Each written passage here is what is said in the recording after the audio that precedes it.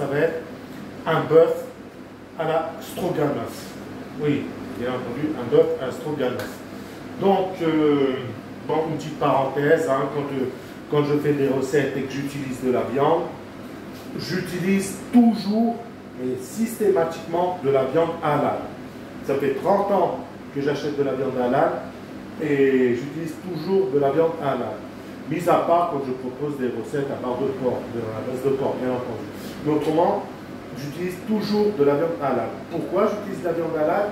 Tout simplement parce que, comme on peut voir, elle est moins grasse, elle n'est pas grasse du tout, elle n'est pas nerveuse, elle est bien meilleure, et elle est plus tendre, et en plus, elle est moins chère. Donc, voilà. Donc je vous pousse à faire toutes les recettes que je vous propose avec de la viande halal. Vous allez voir la différence, il n'y a pas photo. J'avais un client, on parlait de ça, justement, je vous disais que moi, dans toutes mes recettes, j'utilisais de la viande halal. Et ce client, vous savez ce qu'il m'a dit? Il m'a dit que lui aussi, il achetait que de la viande halal.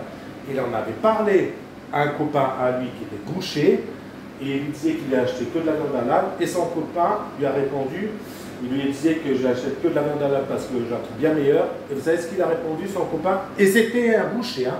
Il lui a répondu, tu as tout à fait raison, la viande halal est bien meilleure que la viande à nous, parce que eux, l'animal, il égorge, et il laisse l'animal vider de son sang entièrement. Donc, ce qui fait qu'il n'y a pas une goutte de sang. Dans nos viandes à nous, dans les abattoirs à nous, on ne les vide pas de leur sang, ce qui fait que la viande, elle baigne dans le sang. D'ailleurs, vous pouvez constater, quand on met la viande dans le frigo, ben bien souvent, quand on retire le plat, il y a du sang dedans. Donc voilà. Et c'est pour ça que la viande halal est bien meilleure que la viande pâle. Donc voilà, c'est une petite parenthèse. Bon, maintenant, c'est parti, en avant pour la recette. Donc, pour cette recette, il va nous falloir du veau halal, bien entendu. Là, en l'occurrence, j'ai 1 kg de veau. C'est un rôti, hein, un rôti que j'ai coupé en morceaux. Donc, du veau. Il va nous falloir 200 g de champignons de Paris, 2 oignons. Et si c'est des gros oignons, vous en mettez qu'un. Il va nous falloir 10 centilitres de vin blanc, de l'huile d'olive. Il va nous falloir 20 g de beurre, 3 bonnes pincées de sucre en poudre, 3-4, c'est pas un problème. Il va nous falloir 8 cuillères de crème fraîche, 8 cuillères à soupe, je précise. Il va nous falloir 2 bonnes cuillères à soupe de concentré de tomate, donc 2 cuillères à soupe de concentré de tomate, ça équivaut à une boîte de concentré de tomate, hein. Une boîte moyenne de concentré de tomate. Il va nous falloir 2 cuillères à café, une cuillère à café de paprika, 2 cuillères à soupe de moutarde et du poivre. Donc, dans un premier temps, je vais faire chauffer mon huile d'olive. Voilà, je mets un peu d'huile d'olive. Et je vais mettre mon beurre. Voilà. Donc, je tourne parce qu'à partir de là, ça se passait ici. Voilà. Donc, je vais mettre à chauffer, enfin, plutôt à fondre mon beurre échauffé, mon huile d'olive. Voilà. Là, vous voyez, j'investis dans un hachoir parce que j'ai, dans quelques temps, on verra pour faire des saucissons, des saucisses, des andouilles, et à pouvoir faire son propre boudin.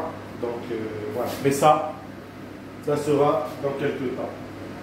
Donc, j'attends que mon beurre est fondu et que mon huile est chauffée. Et on se retrouve tout de suite après. Voilà, là, notre beurre a fondu. Il est en train de chanter. Voilà, on peut voir. Je ne sais pas si vous voyez bien maintenant. Oui. Voilà, votre beurre a fondu. Il est en train de chauffer. Échauffer. À ce moment-là, je vais mettre l'oignon et les champignons. Voilà. Nous allons faire revenir un moment tout ça et on pourra passer à la suite de cette recette. Allez, à tout de suite. Voilà, là on a fait revenir notre oignon et nos champignons. Voilà, voyez. Donc on les a fait revenir. À ce moment-là, on va rajouter notre viande.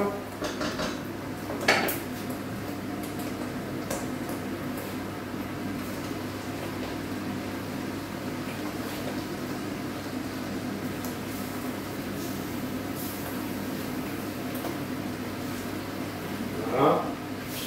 On mélange.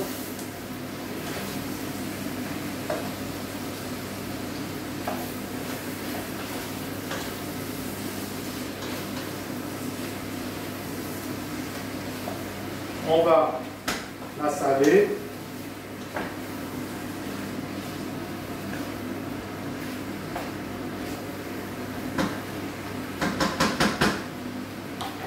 On sale.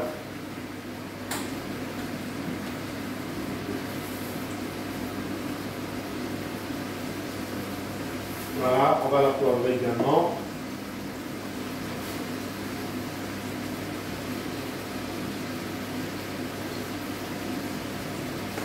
Voilà, on va y rajouter le paprika.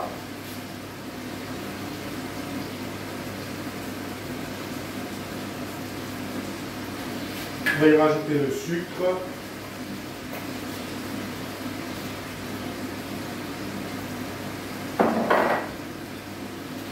On mélange le tout.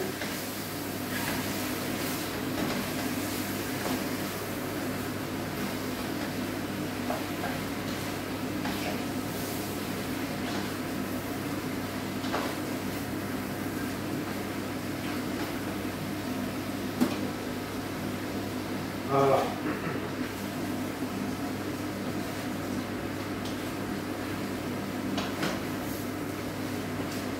On va la laisser cuire tout doucement.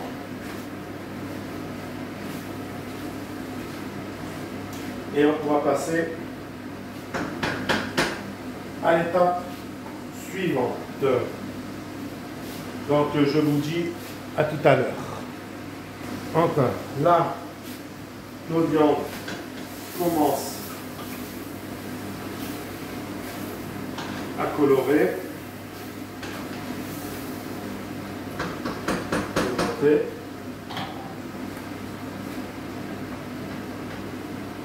Voilà. Et nos viandes commencent à colorer. Donc, à ce moment-là, on va pouvoir déjà y rajouter notre moutarde.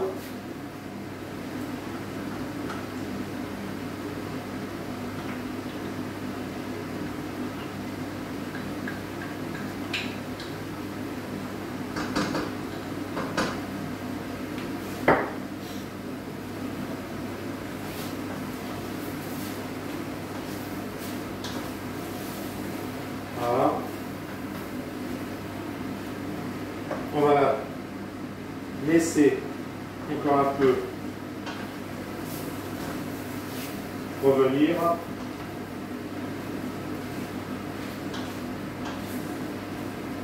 Et là, ce que je vais faire, je vais changer de feu parce qu'autrement, elle cuira trop vite.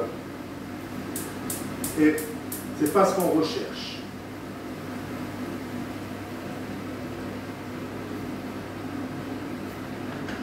Voilà.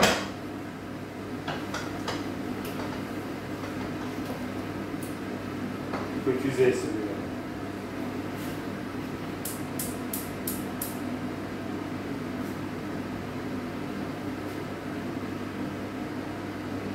Voilà.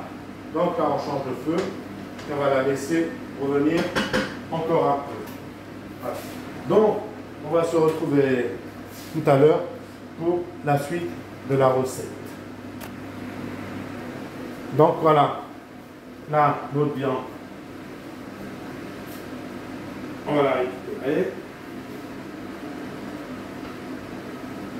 Allez, voilà. Mais là, elle n'est pas cuite. Hein. Donc, ce qu'on va faire maintenant, nous allons prendre notre concentré de tomate, qu'on met dans un bol comme ceci.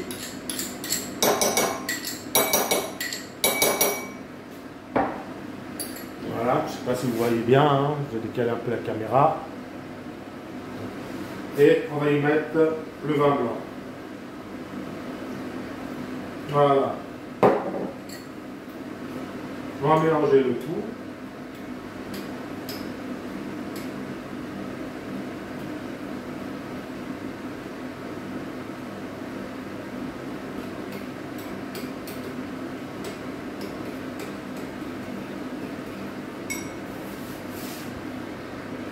Voilà. On a mélangé l'autre concentré de tomate avec le vin blanc. Maintenant, on verse le tout dans la cocotte.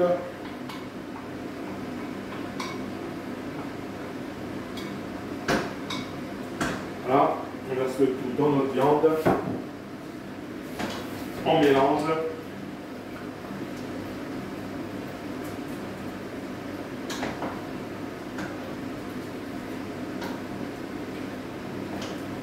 Voilà. Et nous allons y reporter sur le feu. Voilà.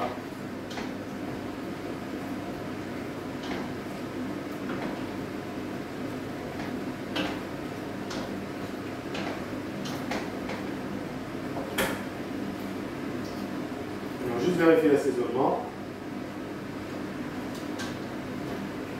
Pour le moment, il est bon. Voilà. Donc, vous voyez, hein, on a tout mélangé. Voilà, et on va le reporter sur le feu. Et on va laisser encore mijoter un peu. Allez, on se retrouve tout à l'heure. Donc, maintenant, nous allons pouvoir rajouter notre crème. Là, vous voyez. Allez, là, il est quasiment cuit.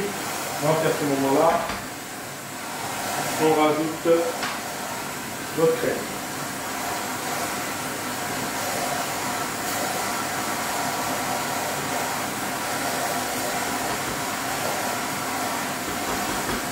Voilà.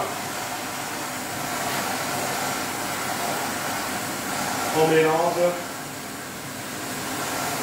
Et on va laisser mijoter tout doucement pour à peu près 10 minutes. On se retrouve tout à l'heure pour voir le rendu final de ce plat. Allez, à tout à l'heure.